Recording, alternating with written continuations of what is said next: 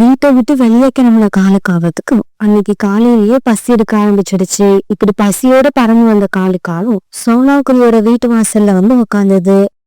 சோனாக்குடியோட வீட்டு வாசலுக்கு வந்த காலுக்காவும் யாராவது அங்க இருக்காங்களான்னு இந்த பக்கமும் அந்த பக்கமும் பாத்துச்சு. ஆனா அந்த இடத்துல யாருமே இல்ல. சோனாக்குருவி எப்படியும் மழை காலத்துக்காக வீட்டுக்குள்ள உணவு சேகரிச்சு வச்சிருக்கோம். நாம எப்படியாவது வீட்டுக்குள்ள போய் அந்த உணவை சாப்பிட்டாகணும். இப்படி யோசிச்ச காலுக்காவும் ஒரு ஜன்னல் வழியா சோனாக்குருவி வீட்டுக்குள்ள போச்சு. இப்படி போன காலுக்காகவும் கிச்சன்ல ஒரு ஸ்லாப் மேல தானியங்களை பார்த்தது. உடனே தாவி போய் அந்த ஸ்லாப் மேல உட்காந்த காலுக்காகவும் அங்க இருந்த தானியங்களை சாப்பிட ஆரம்பிச்சது. இதே சமயத்துல உணவு தேட போன சோனாக்குருவி தன்னுடைய குழந்தைகள் கிட்ட இப்படி பேசிக்கிட்டு இருந்தது.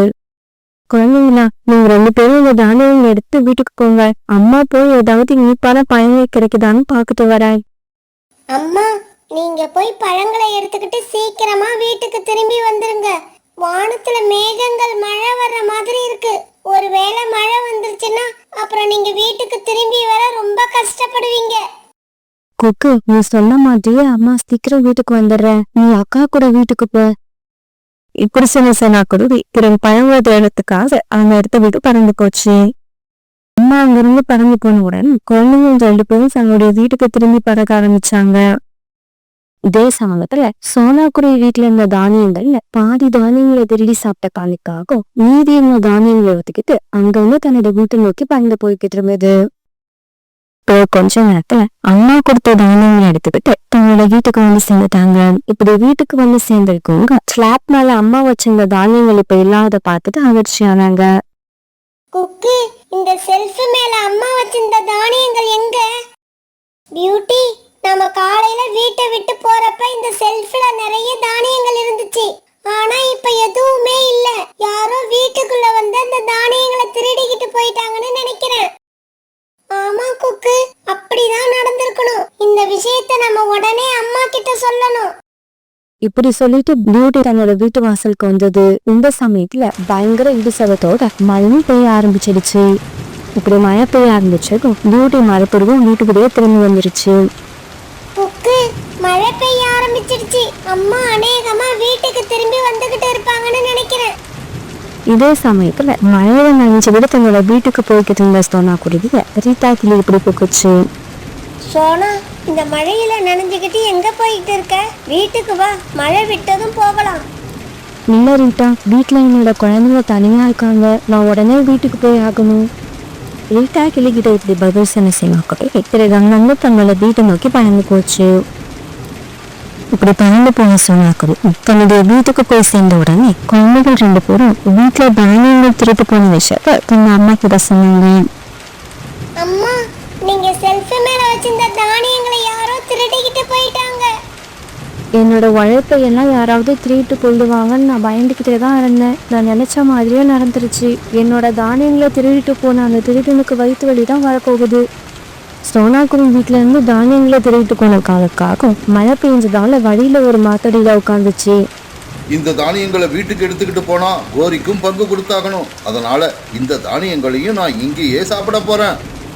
இப்படி நினைச்ச காலுக்காகவும் பிறகு மீதி இருந்த தானியங்களும் சாப்பிட ஆரம்பிச்சது. காலுக்காவத்துக்கு ஏற்கனவே வயிறு நிரம்பியிருந்தது. இருந்தாலும் பிடிபாதவா மீதி இருந்த தானியங்கள் எல்லாத்தையும் சாப்பிட்டு முடிச்சது. இப்படி வயிறு முட்டை நிறைய தானியங்களை சாப்பிட்டதால இப்ப காலுக்காவத்துக்கு வயிற்று வலிக்க ஆரம்பிச்சது. ஐயோ அம்மா, வயிற்று வலிக்குதே, நான் என்ன பண்ணுவேன்?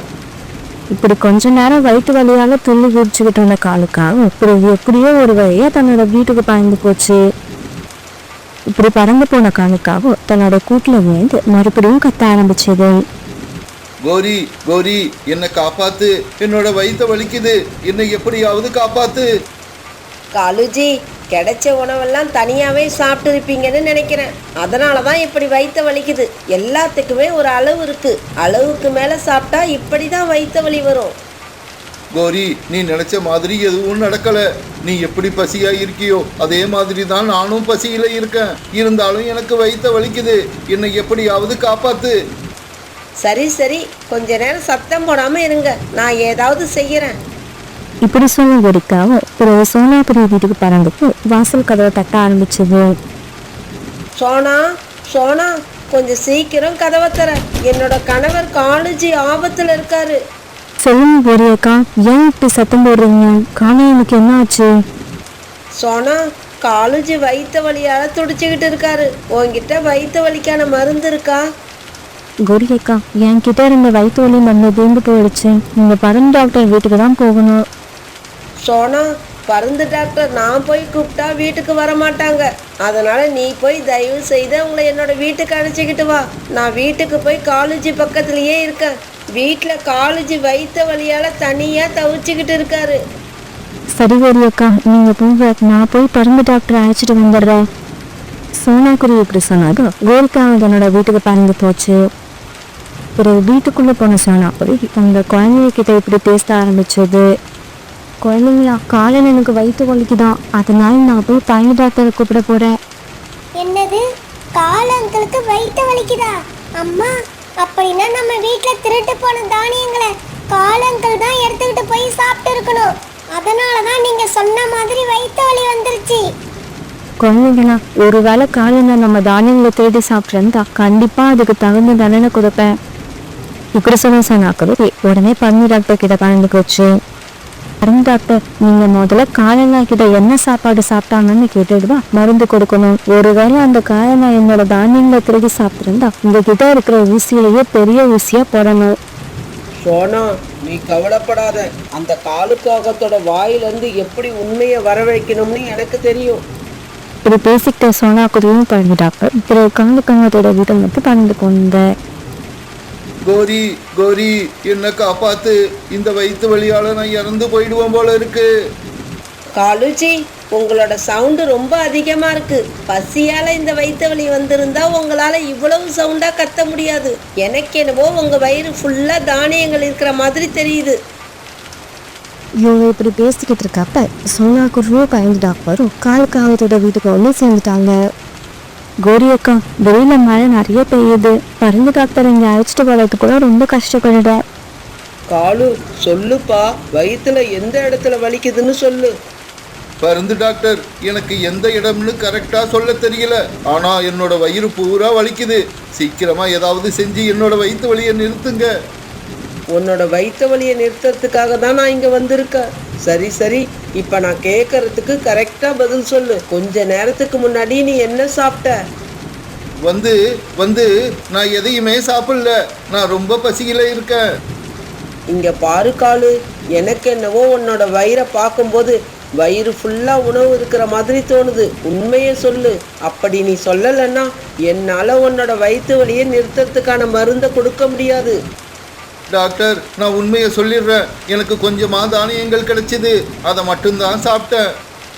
காலுக்காக இப்படி சொன்னதும் கோரிக்காவும் காலுக்காகத்தையும் மறைச்சு பார்க்க ஆரம்பிச்சது. இங்க பாரு காலு, நீ கொஞ்சமா தானியங்களை சாப்பிட்டு இருந்தா உனக்கு இவ்வளவு வலி வந்திருக்காது. உண்மையை சொல்லு, நீ என்ன தானியங்களை சாப்பிட்ட, எவ்வளவு சாப்பிட்ட? பருந்து டாக்டர், நான் உண்மையை சொல்லிடுறேன். நான் நிறைய தானியங்களை சாப்பிட்ருக்கேன். என்னுடைய வயிறு நிறைஞ்சும் கூட நிறுத்தாம தானியங்களை சாப்பிட்டுக்கிட்டே இருந்தேன். அதனால தான் எனக்கு இப்போ வயிறு வலிக்குது. என்னது, நெல்மணிகளா? பரம்பு டாக்டர், அப்படின்னா அது கண்டிப்பா என்னுடைய வீட்டுல இருந்து திருடின நெல்மணிகளா தான் இருக்கும். போடுங்க டாக்டர், போடுங்க. நல்ல பெரிய ஊசியா போடுங்க. என்னது, ஊசி போட போறீங்களா? டாக்டர், தயவு செய்து ஊசி போடாதீங்க. நான் எல்லா உண்மையும் சொல்லிடுறேன். சோனாக்குருவி அது வீட்டில் வச்சிருந்த தானியங்களை திருடிட்டு வந்து அது எல்லாத்தையும் நானே சாப்பிட்டேன். அதனால தான் என்னோட வயிறு இப்படி வீங்கி போய் வலி உண்டாயிடுச்சு. அப்பாடா, ஒரு வழியா காலனா வாயிலிருந்து உண்மை வெளிவந்துருச்சு. அடப்பாவி, இங்க நான் சாப்பிட ஒரு நெல்மணி கூட கிடைக்காம பசியில இருக்கேன். நீங்க வயிறு நிறைஞ்சும் கூட அதுக்கப்புறமும் தானியங்களை சாப்பிட்டு இருக்கீங்க. டாக்டர், நீங்க என்ன பண்ணுவீங்களோ ஏது பண்ணுவீங்களோ எனக்கு தெரியாது. இப்பவே காலேஜுக்கு பெரிய ஊசியா போடுங்க. அதை நான் என் கண்ணால பார்க்கணும்.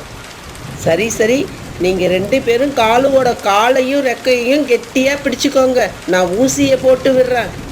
பரம்பு டாக்டர் இப்படி சொன்ன உடனே சோனாக்குடியும் கோரிக்காகவும் சேர்ந்து காலுக்காகத்தோட காலையும் ரெக்கையும் கெட்டியா பிடிச்சுக்கிட்டாங்க. பிறகு பரம்பு டாக்டர் ஒரு பெரிய ஊசியா எடுத்து காலுக்காகத்துக்கு ஊசி போட ஆரம்பிச்சாங்க. செத்துட்டேன், நான் செத்துட்டேன். ஐயையோ, இந்த ஊசி என்ன இவ்வளவு வலிக்குது. இப்படி ஒரு ஊசி போடுவீங்கன்னு தெரிஞ்சிருந்தா நான் அவ்வளவு தானியங்களையும் சாப்பிட்ருக்க மாட்டேன். இதுக்கப்புறம் நான் யார் வீட்லேயும் தானியங்களை திருடி திங்க மாட்டேன். அப்படியே தின்னாலும் கோரிக்கு தெரியாம சத்தியமா சாப்பிட மாட்டேன். காலுக்காகவும் இப்படி கத்துறத பார்த்துட்டு கோரிக்காகவும் சோனாக்குருவியும் சந்தோஷமா சிரிக்க ஆரம்பிச்சாங்க. அன்னைக்கு ராத்திரி அந்த காட்டுல ரொம்ப வேகமா காத்து வீசிக்கிட்டு இருந்தது. இது வரைக்கும் இந்த மாதிரி அந்த காட்டுல காத்து வீசினதே இல்லை.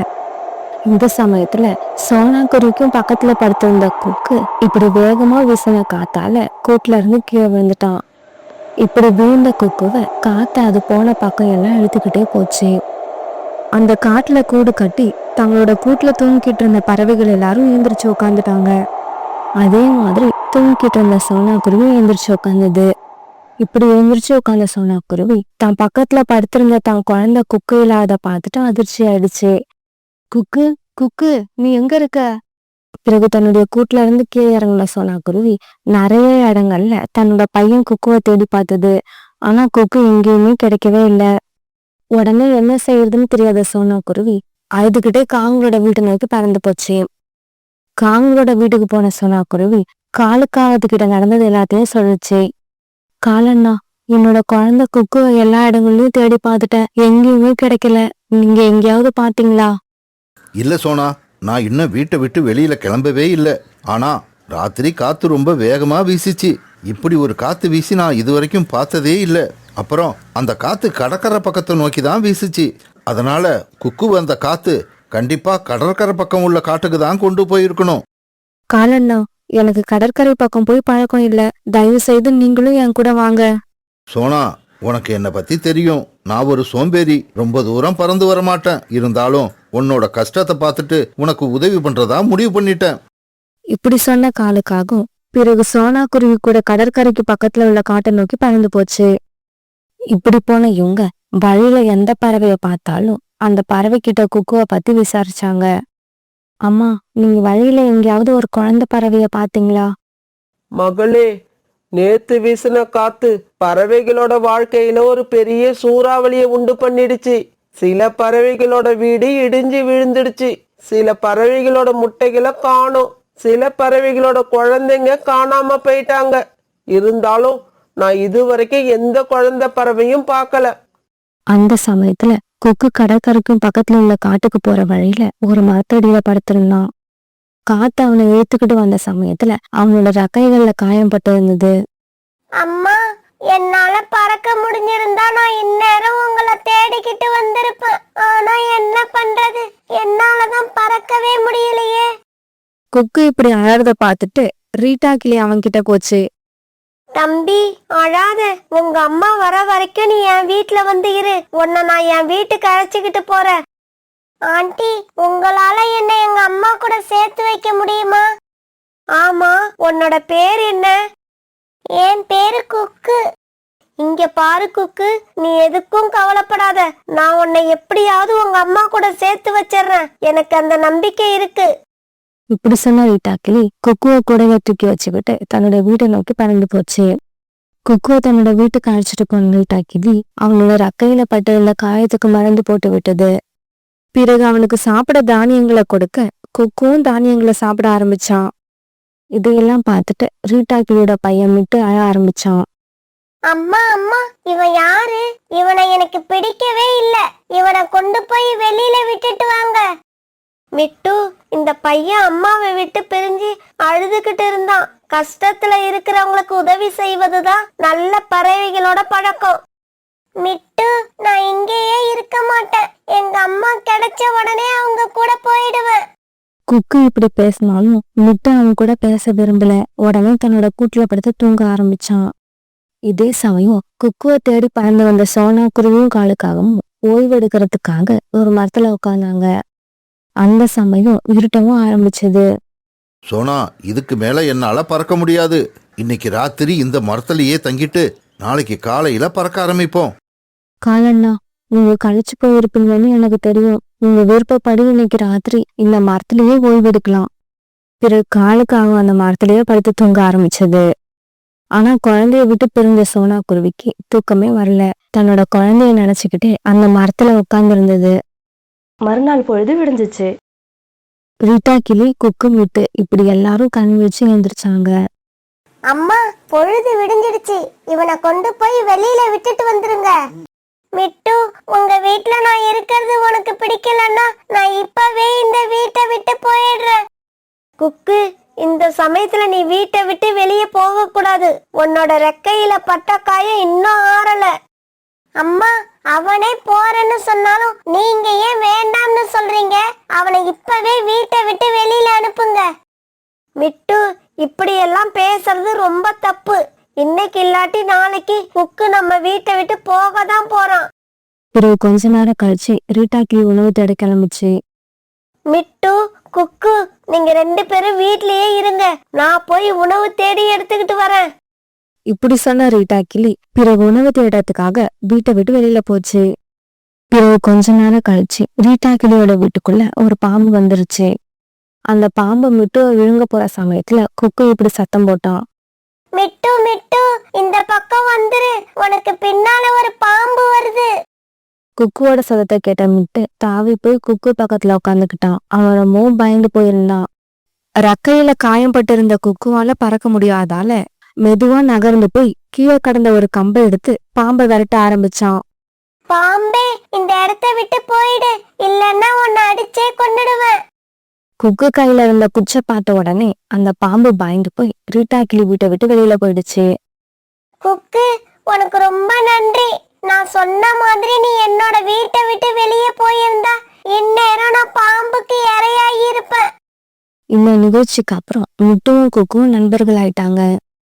என்னோட சின்ன குழந்தை ஒண்ணு காணாம போயிடுச்சு. நீங்க அந்த குழந்தைய பத்தி ஏதாவது கேள்விப்பட்டு இருக்கீங்களா? இல்ல ஏதாவது ஒரு சின்ன குழந்தை எங்கேயாவது அழுதுகிட்டு இருக்கத பாத்தீங்களா? நீங்க சொல்ற மாதிரி நான் எந்த பறவையும் பார்க்கல.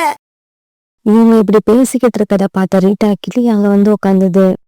ஆமா, நீங்க யார தேடிக்கிட்டு வந்திருக்கீங்க? குழந்தைய தேடிக்கிட்டு வந்திருக்கோம். என்னோட குழந்தைய 2 நாளா காணோம். குருவி, அழாத. என்னோட வீட்ல ஒரு குருவி குழந்தை இருக்கு. அநேகமா அது உன்னோட குழந்தையாதான் இருக்கணும். அப்படியா?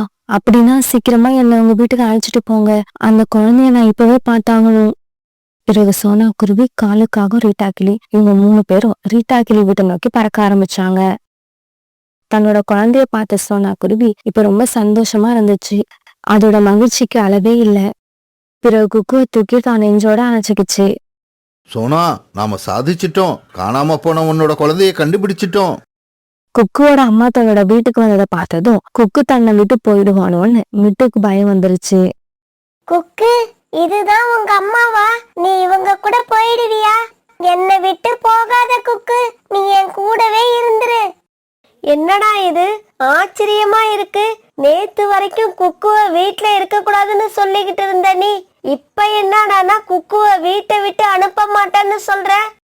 தன்னோட அம்மா இப்படி கேட்டதும் மிட்டு குக்கு தன்னை பாம்பு கிட்ட இருந்து காப்பாத்தின கதைய சொன்னான்.